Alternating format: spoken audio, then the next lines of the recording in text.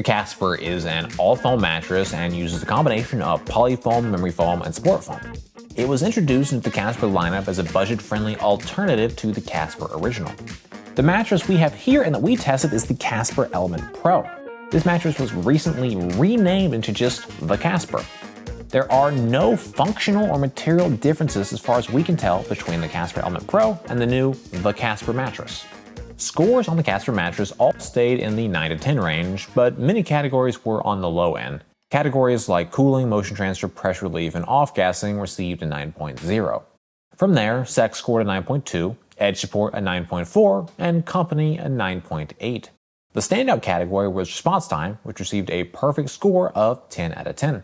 This gave the Casper a combined score of 9.30 out of 10. The Casper mattress has a medium firm feel, which we rate at a 6 out of 10 on the firmness scale, where 10 is the most firm. Next, we're going to talk through what the Casper mattress does best.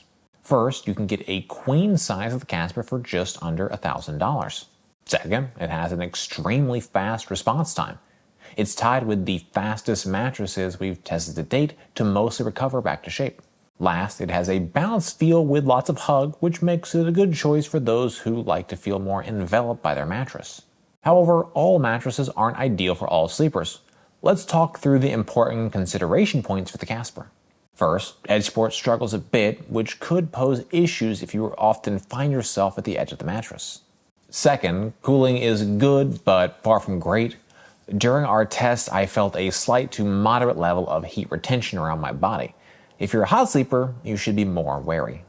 Your body weight and sleeping position impact the types of mattress that are best able to support you. Our analysis is designed to help match the correct mattress to the right body types and sleeping positions. The Casper has good but not great support. As with pressure relief, the limitations of support performance are resulting from the lower profile of the mattress and limited 3-inch comfort layer. During our test, I felt well supported in all sleeping positions. However, it's the building pressure relief that impacts support negatively. With just 9 inches of total foam thickness on the Casper, sleepers are more likely to sink into the support foams, creating pressure issues, which create support issues.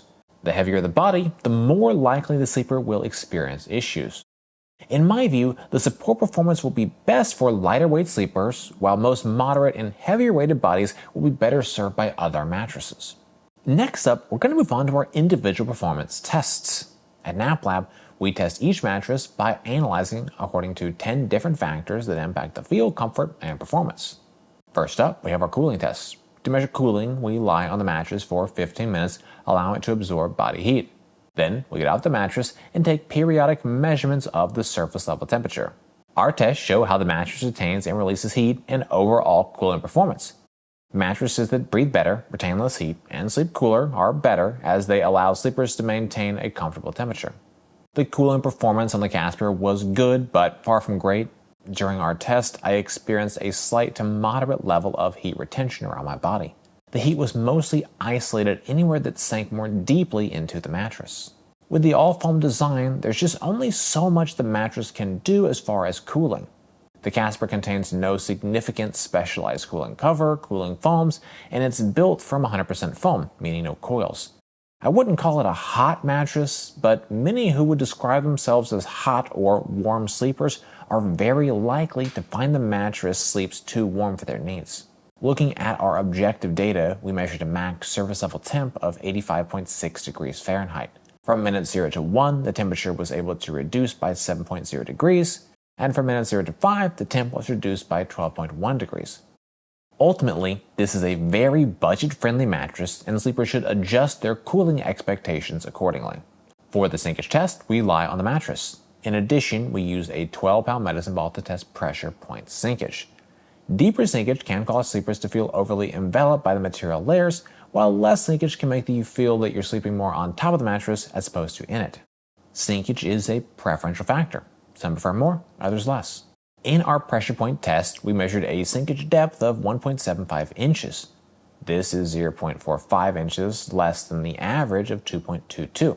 The mattress has a more balanced contouring hug around the body. However, it does still lean more in the direction of a memory foam feel.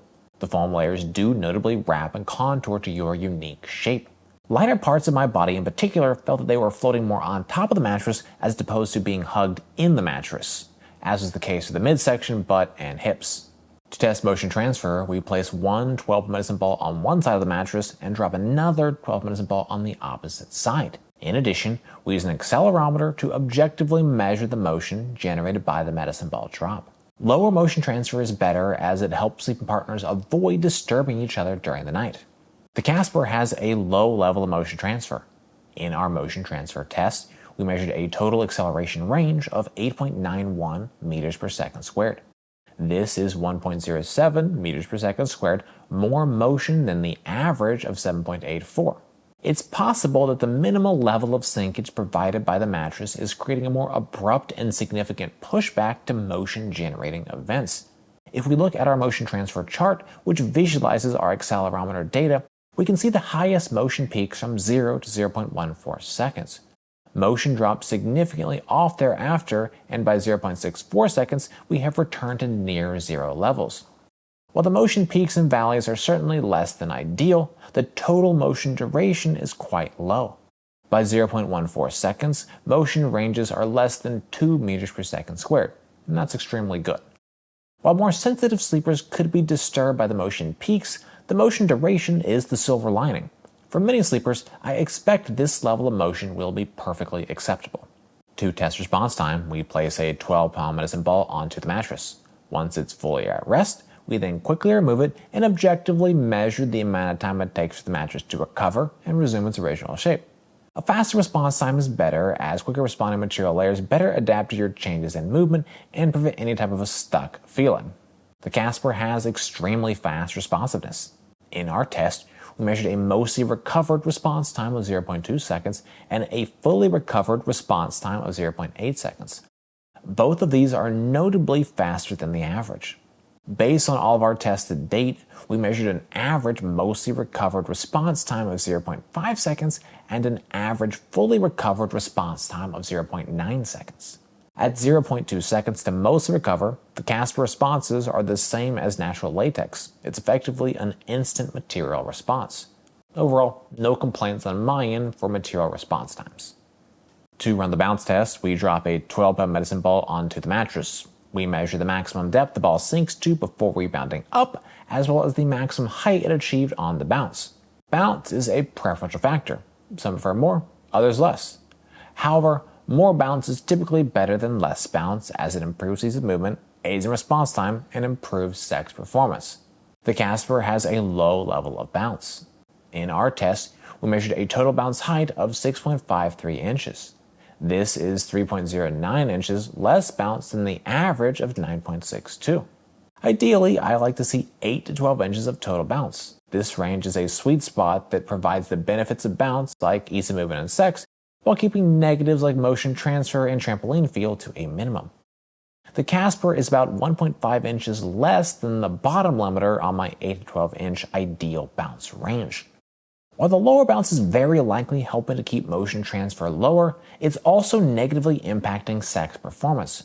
While bounce is preferential, you should be aware that Casper has less bounce than most mattresses we've tested to date. For an assessment of edge support, I lie on and sit on the edge of the mattress to measure the level of support and compression. Less sinkage while sitting and lying directly on the edge of the mattress is better, as it creates a more supportive edge for sleeping, lounging, and amorous activities.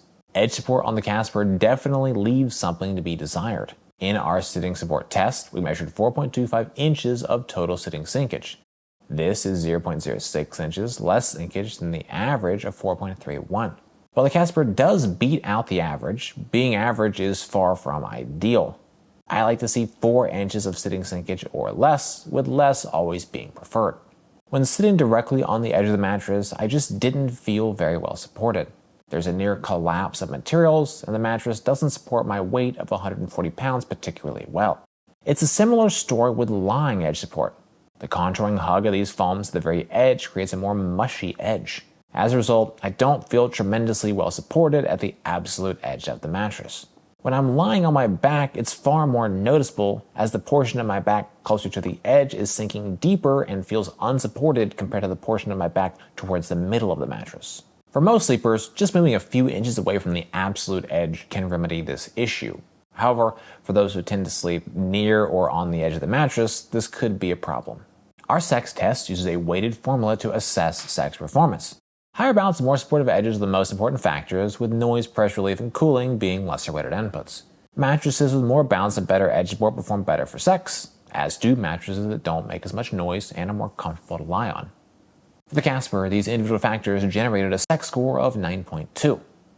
This mattress has lower levels of bounce, and when it comes to sex performance, bounce is critically important. In addition to lower bounce, the edge support is also not great. With 4.25 inches of sinkage directly at the edge, it may be difficult for the edges to enhance any kind of sexual activity at the edge of the mattress. Generally, hybrid design mattresses, like the Casper Original Hybrid, are going to outperform the Casper. Our pressure relief test is a measure of overall pressure relief performance. We analyze materials, layers, thicknesses, density, and design elements in conjunction with a subjective assessment of our experience while lying on the mattress. Mattresses with better pressure relief are able to create a more comfortable sleeping surface. The Casper has good, but far from great pressure relief. In our test, pressure relief was a bit of a mixed bag. During my time lying on the mattress, I felt a moderate level of building pressure in my lower back. In my view, it is the more basic material design that limits pressure relief performance on the Casper. The Casper has just 3 inches of comfort foam. This limited comfort layer results in heavier portions of the body sinking through said comfort layer and coming into more contact with the less pressure relieving support foam. This isn't an issue with Casper specifically, but rather with most any mattress that contains just 3 inches of comfort material. Lighter weight sleepers, especially 120 pounds or less, are more likely to find the pressure relief sufficient. However, more moderate weighted bodies and heavier weighted sleepers are more likely to sink through the 3-inch comfort layer and thereby experience pressure point issues. To evaluate off-gassing, we assess the mattress following the initial unboxing, taking a subjective measure of any strong smells. We monitor the mattress over a period of days until the mattress no longer has a strong odor. Mattresses with a less strong odor and/or an odor that dissipates more quickly are better. Off-gassing on the Casper was quite a bit worse than average. Straight out of the box, the Casper had a strong smell. It took the Casper 12 days to fully dissipate its odor. In addition, in our tests, the Casper Original and Original Hybrid both had strong off-gassing odors that took even longer to dissipate. It's possible the specific types of foam Casper is using in their lineup are resulting in stronger smells. It's also possible we simply tested 3 outliers. Casper's company terms and conditions are pretty typical compared to what we see across the industry. They offer a 100-night trial period and 10-year warranty on their mattresses. I would recommend the Casper for sleepers who are looking for an all-foam mattress with a medium firm feel. The 6 out of 10 firmness rating is best for the widest range of sleepers, but I specifically would recommend it for lighter weight sleepers. Another big reason I would recommend the Casper is for its price, as you can get a queen size for under $1,000. It also has a fast response time, being far better than the average performance in this area. Finally, motion transfer is low, so it's a good choice for couples. Well guys, that's it for this video. I hope you found it helpful. Comments or questions, please drop us those notes down below. If you're interested in buying the Casper, we've got a link in the description. For more from Nap Lab, be sure to get subscribed, ring that bell, and visit over at naplab.com. As always, thank you so much for watching.